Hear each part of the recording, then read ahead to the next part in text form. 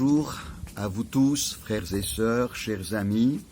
Nous nous retrouvons donc pour notre rendez-vous matinal, un mot pour aujourd'hui. Et comme vous le savez, depuis maintenant 2 semaines, nous parcourons la Bible et nous nous arrêtons aux chiffres et au nombre que l'Écriture sainte contient. Avec la portée spirituelle, nous avons déjà médité sur la signification spirituelle du chiffre 1, du chiffre 2. Alors bien sûr, ce matin, nous allons réfléchir sur le chiffre 3, un chiffre qui revient tellement souvent dans la Bible, dans de nombreux récits, de nombreuses situations, de nombreuses descriptions aussi. Nous trouvons ce chiffre 3 et ce chiffre 3 très clairement exprime la notion de ce qui est complet.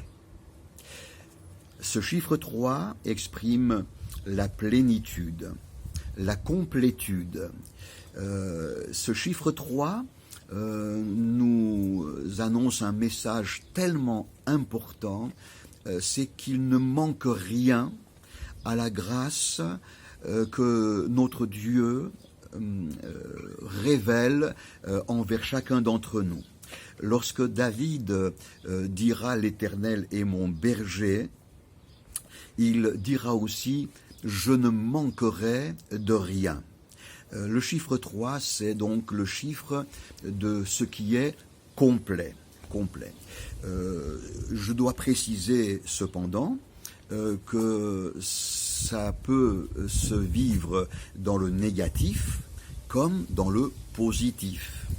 Je prends un premier exemple lorsque Jésus dira à son disciple Pierre, « Le coq n'aura pas chanté que tu m'aies renié 3 fois », ça nous porte à réfléchir sur la chute spirituelle que Jésus va annoncer concernant son disciple Pierre.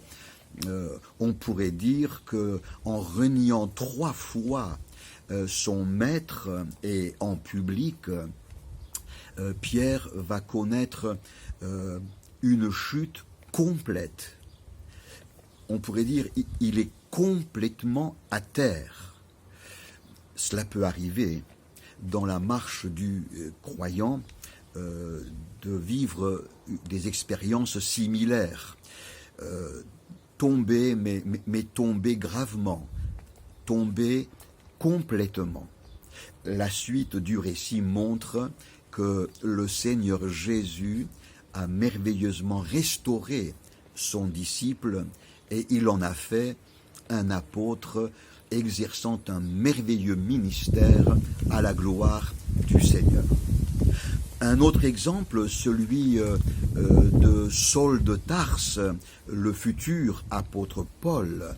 La Bible nous montre qu'après avoir rencontré le Christ sur le chemin de Damas, il va être pendant 3 jours, plongé dans une totale cécité.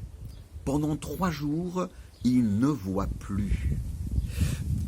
Il fallait que cet homme dur, imbu de lui-même, orgueilleux et assoiffé de pouvoir, il fallait que cet homme, pendant 3 jours, soit confronté finalement à sa faiblesse, à sa misère humaine. Pendant 3 jours de cécité, cet homme a été confronté à la réalité de ce qu'il n'était rien. Ses illusions, ses ambitions et ses motivations orgueilleuses ont été totalement détruites pendant ces 3 jours de cécité.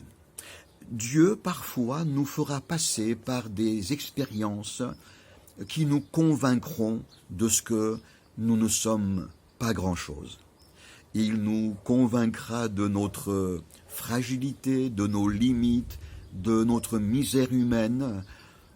Pour aller plus loin et pour voir la gloire de Dieu, il faut accepter aussi de passer par ces épisodes où Dieu va nous dépouiller de nos prétentions humaines et faire de nous des hommes et des femmes humbles et permettant au Seigneur de nous utiliser tel qu'il l'a prévu.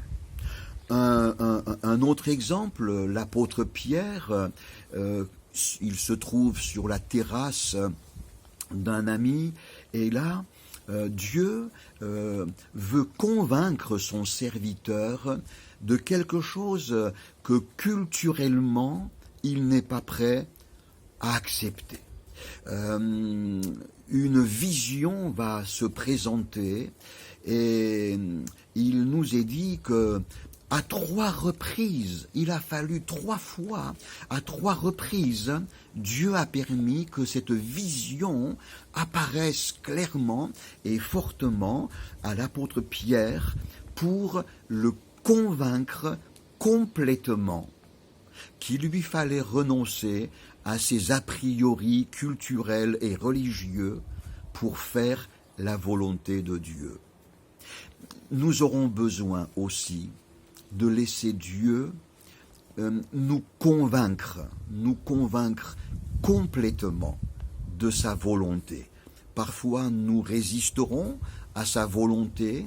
Il y a en nous tant et tant de réactions, d'autodéfense, et nous aurons parfois du mal à comprendre et à accepter de bon gré la volonté de Dieu pour nous.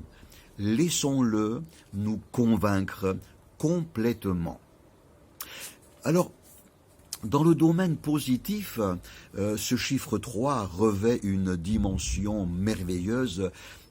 Le temps me manquera pour développer parfaitement ce thème, mais je pense à une expérience transcendante que le patriarche Abraham va faire un jour. Vous le lirez dans la Genèse au chapitre 18, Abraham est assis paisiblement et brusquement la Bible dit que l'Éternel, Dieu, s'est révélé et s'est montré à Abraham. Par quel moyen? Eh bien, par la forme incarnée de 3 personnages. C'est Dieu, mais c'est un groupe de 3 personnes qui s'approchent d'Abraham, et vous lirez dans ce merveilleux chapitre qu'il y a en filigrane la notion de la Trinité. Le chiffre 3 s'applique aussi à la Trinité divine. Oui, le Dieu unique et éternel se révèle à nous et se manifeste à nous sous la forme de 3 entités divines, de 3 personnalités divines. Dieu, l'éternel Dieu, se révèle à nous comme Dieu le Père, comme Dieu le Fils et comme Dieu le Saint-Esprit. Du reste, lorsque Jésus va ordonner à ses disciples, jusqu'à nous aujourd'hui, de baptiser hommes et femmes qui acceptent l'Évangile, il dira clairement de les baptiser au nom du Père, du Fils et du Saint-Esprit, la Trinité. Le chiffre 3 s'applique à la personne divine, mais le chiffre 3 s'applique aussi à l'homme. Écoutez ce merveilleux verset de la Bible dans la première aux Thessaloniciens, chapitre 5, verset 23, « Que le Dieu de paix vous sanctifie lui-même tout entier, donc dans votre personne complète, qu'il vous sanctifie lui-même tout entier, et que tout votre être, l'esprit, l'âme et le corps soient conservés irrépréhensibles lors de l'avènement de notre Seigneur Jésus-Christ. Oui, c'est ainsi que Dieu prend soin de nous. Il prend soin de notre être totalement, complètement, notre être tout entier. Dieu prend soin de nous et il ne manque rien aux soins qu'il nous prodigue. Dieu prend soin de fortifier ton esprit quand ton esprit est troublé, abattu. Dieu prend soin de fortifier ton âme lorsque dans le domaine affectif, tu es affligé, tu es affecté. Alors Dieu prend soin de ton âme, il fortifie tes émotions, il apaise tes sentiments. Et puis Dieu prend soin de ton corps, lorsque ton corps traverse une difficulté, lorsque ta santé est ébranlée, il est celui dont le pouvoir est de guérir ton corps. Il ne manque rien aux soins de Dieu prodigués à ses enfants. Je continue avant de terminer en disant, en revenant à Abraham, que ce que Dieu attend de nous en retour doit être une offrande à qui il ne manque rien. La Bible nous dit que lorsqu'Abraham a vu ces trois personnes, il a compris qu'il s'agissait là de la Trinité divine incarnée qui le visitait. Aussitôt, Abraham les supplie de rester chez lui et de permettre qu'un bon repas leur soit servi. Il va trouver sa femme Sarah et il lui dit vite, vite, mesure 3 portions de fleurs de farine, 3 portions de fleurs de farine, et fais-en un succulent gâteau que nous allons offrir à nos visiteurs. 3 mesures de fleurs de farine. Voilà ce qu'Abraham a offert, on pourrait dire, à Dieu. L'offrande d'Abraham est une offrande de plénitude. Par ces 3 mesures de fleurs de farine, la fleur de farine, c'est la qualité supérieure. Ces 3 mesures de fleurs de farine nous enseignent nous-mêmes, chrétiens, et nous invitent à offrir à notre Dieu une offrande d'amour, une offrande totale, une offrande sans calcul, sans réserve. Il y a un cantique, un ancien cantique, qui dit ceci, « Oui, prends tout, Seigneur ». Eh bien, que cet élan d'amour qui nous porte à nous offrir totalement à notre cher Sauveur nous anime chaque jour. Que le Seigneur vous bénisse et nous bénisse ensemble. À bientôt.